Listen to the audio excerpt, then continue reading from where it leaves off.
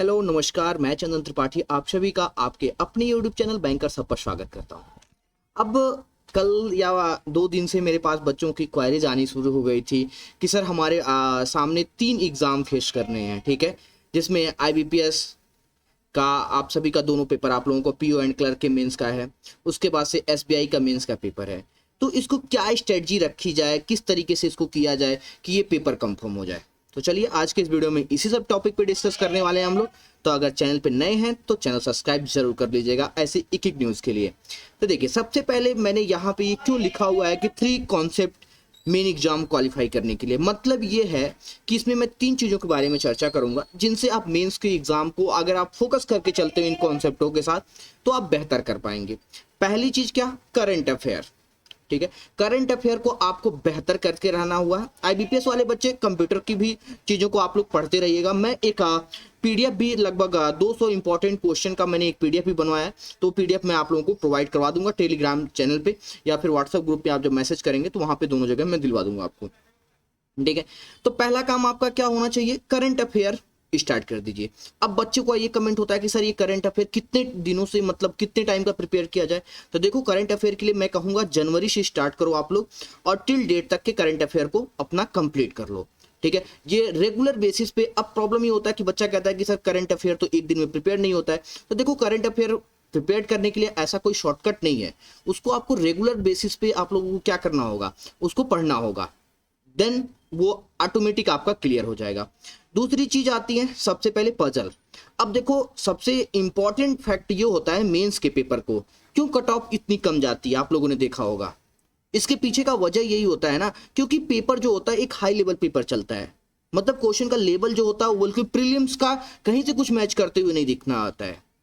Prelims कहीं और concept पे चलता है, मेंस कहीं और कॉन्सेप्ट पे होता है। मेंस में एक एक क्वेश्चन को बनाने के लिए आपको 5 से 10 मिनट का टाइम लग जाता है। तो इन चीजों पे आपको ध्यान रखना हो। तो सबसे इंपॉर्टेंट चीज ये कि पेपर में क्वेश्चन को पिक करना, कि कौन से क्वेश्चन को आपको पिक करना है और कौन से क्वेश्चन को स्किप करना है। अब इसकी नॉलेज कैसे आएगी, इसकी चीजें मैं बताऊंगा मैं एंड में वीडियो में कि आपके लिए इन सब चीजों के लिए कैसे आपको ये सारा काम आप अच्छे से कर सकते हैं। तो पहली चीज है कि किस तरीके से कौन से क्वेश्चन को आपको स्किप करना है और कौन से क्वेश्चन को आपको अटेम्प्ट करना है, ये हो गई। जैसे अब पजल की बात कर लेते हैं। रीजनिंग में देखो सबसे इंपॉर्टेंट होता है पजल आपका, बाकी क्वेश्चन को तो आप लोग बना लेते हो। तो पजल आपके अब बिल्कुल इजी लेवल वाले पजल नहीं बनाने हैं आपको, अब पजल बनाने हैं आपके 2 या 3 वेरिएबल वाले पजल बनाने हैं, ठीक है, जिनमें कॉन्सेप्ट अलग अलग बन रहे हो। तो इस टाइप के थोड़े से टफ लेवल के क्वेश्चन को आप बनाइए, प्रैक्टिस कीजिए रेगुलर बेसिस पे, तो ये काम हो जाएगा।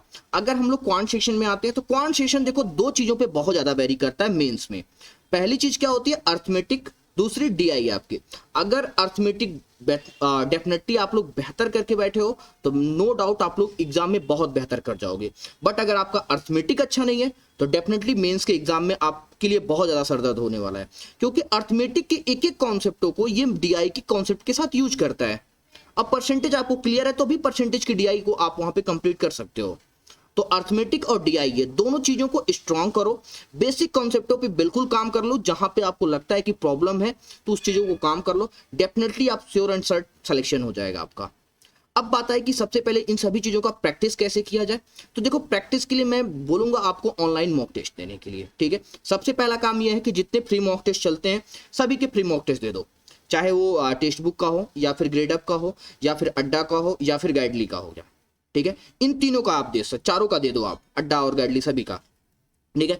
बात आई परचेज करने की, मैं किसी का प्रमोशन यहाँ पे नहीं कर रहा हूँ, बट अगर आप थोड़ा सा कम लेवल में जाना चाहते हैं तो टेक्स्ट बुक एंड ग्रेडअप को यूज कर सकते हैं। थोड़ा सा अच्छे लेवल का अगर आप टफ लेवल में जाना चाहते हैं तो गाइडली आप यूज कर सकते हैं। ये तीनों मॉक टेस्ट मेरे अकॉर्डिंग, मेरे बच्चों का जो रिव्यू रहता है, मैं खुद भी इन चीज़ों को फॉलो करता हूँ, ठीक है। तो जो रहता है कि ये तीनों बिल्कुल सही हैं, इसमें कोई दिक्कत नहीं है। टेक्स्ट बुक एंड ग्रेडअप पे कभी कभी एरर भी देखने को मिल जाता है, बट गाइडली में बच्चों ने बताया, गाइडली एंड ओली बोर्ड, ठीक है, गाइडली बोल रहा हूँ मैं, ओलिव बोर्ड की बात कर रहा हूँ, ओलिव भी सही है उसमें। तो ओलिव बोर्ड पे आपको एरर नहीं मिलता है। तो इन सही तरीकों से आप मेंस को क्या कर सकते हो, क्वालिफाई कर सकते हो। कैसा लगा वीडियो हमारा ये, इसके बारे में आप लोग मुझे कमेंट सेक्शन में जरूर बताइएगा। तब तक के लिए अपना ख्याल करें, बाय बाय, टेक केयर।